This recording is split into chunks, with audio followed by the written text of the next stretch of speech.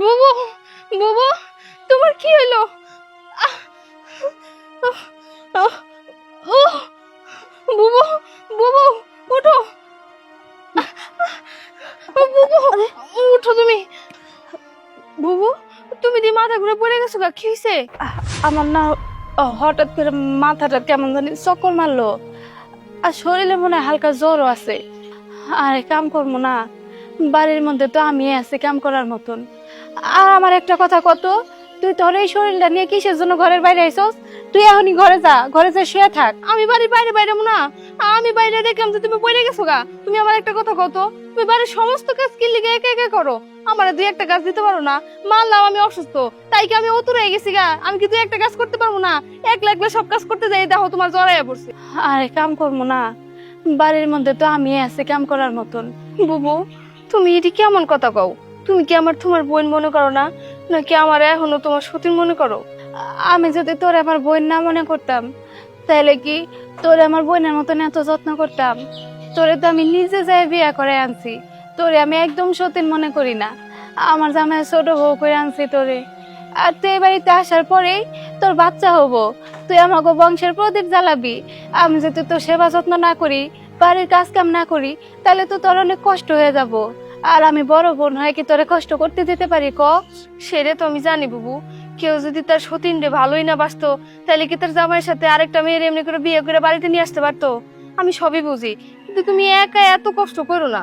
আচ্ছা হইছে হইছে, অনেক কথা কইছস, তুই এখন ঘরে যা। আমার কিচ্ছু হয় নাই, আমি তোর জন্য দুধ গরম করে রাখছি আর ডিম সিদ্ধ করে আনছি। সেটা আমি জানি বুবু, তুমি আমার অনেক ভালোবাসো, কিন্তু তুমি একা এত কষ্ট করো, আমার ভাল লাগে না। আমি তাহলে যাই, তুমি ঠিকঠাক মতো কাজ করো।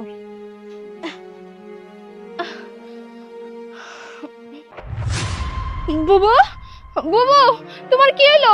হেলা, বুবু তো আবারও কোন হয়ে গেছে। আমি একা গর্ভবতী মানুষ কি করবো? ওগো, কই আছো তুমি? ফিরোজ, তাড়াতাড়ি এদিকে আয়। হ্যালো, কি হয়েছে? পিছিয়ে কি হয়েছে? দেখো না, বুবুর অনেক জ্বর, দুইবার করে অজ্ঞান হয়ে গেছে। তুমি একটা কাজ করো, বুবুর ঘরে তুলে নিয়ে যাও। আরে তুই ডাক্তার নিয়ে যা, তাড়াতাড়ি দৌড়তে। আচ্ছা ভাই, আমি ডাক্তার আনতে দাদা শিগগির যা, শিগগির যা। হাই হাই রে, কি হইলো রে? দর দর দর, শিগগির দর। আমার পিছিয়ে কি হয়েছে? শিগগির। হাই আল্লাহ রে, দর দর দর, করে নিয়ে যাই। হাই আল্লাহ রে, কি হইলো? আল্লাহ। ফেরদৌস সাহেব, জি, একটা তো খুশির খবর আছে। কি বলেন? আপনার ওয়াইফ তো মা হতে যাচ্ছে। কি কইতাছেন ডাক্তার ম্যাডাম? বুবু মা হইবো? বুবু তোমার বাচ্চা হইবো? এ তো খুবই খুশির খবর। হাই আল্লাহ, ডাক্তার ম্যাডাম আপনি বলেন কি? আমার বড় বউ মা হতে চলছে, কিন্তু ও তো বন্ধা ছিল, ওর পেটে আবার বাচ্চা এলো কেমনে? বুবু দেখছো, আমরা 200 দিনে এক লগে মা হবো। কি যে খুশি লাগতেছে আমার। আচ্ছা ফেরদৌস সাহেব, আমি তাহলে যাই।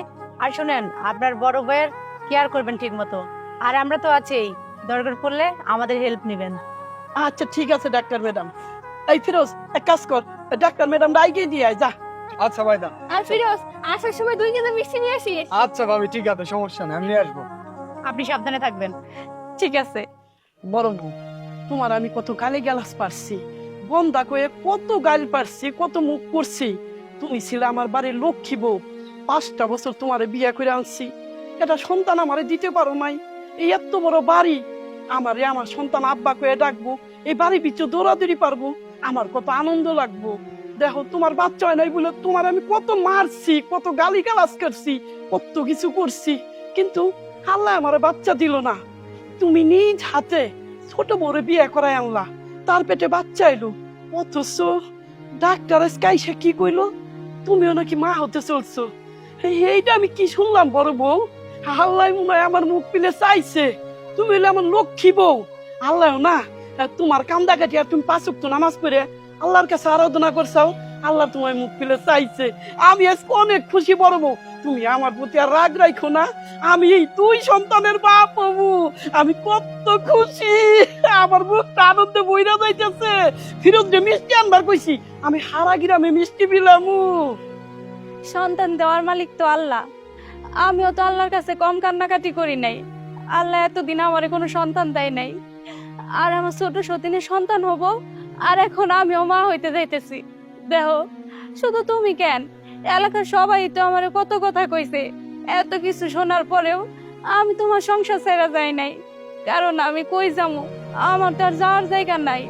ছোটবেলা থেকে শুনছি মেঘ যদি বিয়ে হয় তাহলে লাল শাড়িতে স্বামীর বাড়িতে আসে আর সাদা শাড়িতে বের হয়। যাই হোক, এতদিন পরে জানলা আমার দিকে মুখ তুলে তাকাইছে, এতে আমি অনেক খুশি। আজকে আমার অনেক আনন্দ লাগতেছে, বিশ্বাস করো। হ বুবু, এখন আর কেউ তোমারে বাজে কথা কইতে পারবো না, কেউ তোমারে কোন নজরে দেখতে পারবো না। কেউ যদি তোমারে কিছু কয় আমিও কয়ে দিব যে আমার বুবু বান্ধা না, আমার বুবুর বাচ্চা হবো, আমরা 200 দিনে মা হমু। বুবু, তোমার আর বাইরে থাকার দরকার নাই, তুমি এমনি অসুস্থ, 2 বার মাথা ঘুরে পড়ে গেছিলে গা। এখন আসো তো, ঘরে আসো। চলো চলো বড় বউ, ঘরে চলো। এই সময় রেস্ট নিতে হইব, বেশি বেশি আর ভালো মন্দ খাইতে হইব। আচ্ছা আচ্ছা, সব চলো, চলো। করবো।